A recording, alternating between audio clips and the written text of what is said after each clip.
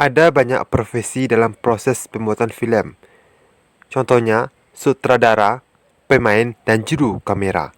Selain itu, ternyata ada banyak profesi unik lainnya. Loh, apa saja ya? Storyboard adalah penggambaran adegan yang akan diambil dalam syuting filem. Penggambar storyboard bertugas menggambar semua adegan sesuai keinginan sutradara dan penulis skenario. Storyboard akan dijadikan panduan utama semua kru filem.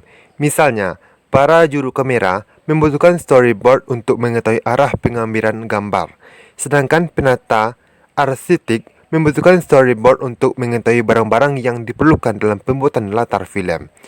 Oleh karena itu, storyboard sudah harus selesai sebelum syuting dilakukan.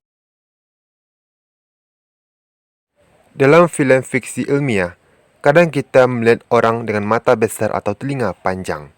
Wajah para pemain filem itu dirias oleh seorang penata make-up atau tata rias.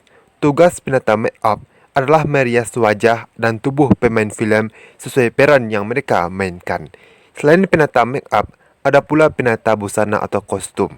Penata kostum bertugas mengatur pakaian yang dipakai oleh para pemain filem. Penata kostum juga bertugas mencari kostum yang akan digunakan dalam adegan filem. Kostum itu bisa saja dibeli atau dirancang sendiri. Setelah syuting selesai dilakukan, filem akan diedit oleh editor. Seorang editor akan memperhatikan secara teliti filem hasil syuting. Jika dalam rekaman itu terdapat barang yang tidak diinginkan, maka barang itu harus dihilangkan. Orang yang bertugas mengedit agar barang-barang itu tidak kelihatan disebut rotoskop artis. Rotoskop adalah cara yang digunakan untuk memilih barang apa saja yang boleh terlihat dalam filem.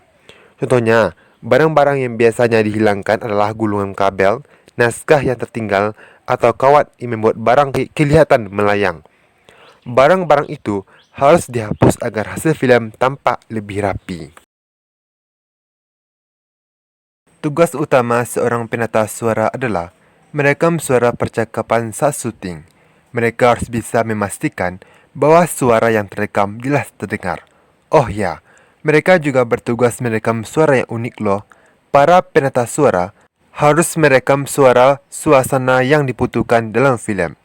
Misalnya, suara suasana di pasar, suara jangkrik pada malam hari, atau suara hujan. Selain itu, penata suara juga harus bekerja sama dengan para pembuat efek suara. Mereka membuat efek suara seperti suara pintu ditutup, suara barang jatuh, suara petir, dan berbagai efek lainnya yang dibutuhkan dalam filem. Dalam pembuatan filem, setiap adegan pasti direkam beberapa kali. Merekamnya pun harus dari berbagai sudut pandang. Meskipun direkam beberapa kali, namun tampilan tiap pameran dan latar harus sama. Tugas seorang script supervisor adalah memastikan kesamaan itu. Misalnya, pada rekaman sebelumnya, rambut pameran perempuan diikat. Maka, untuk rekaman selanjutnya, rambut harus tetap diikat. Biasanya, script supervisor selalu membawa kamera untuk memotret tiap adegan.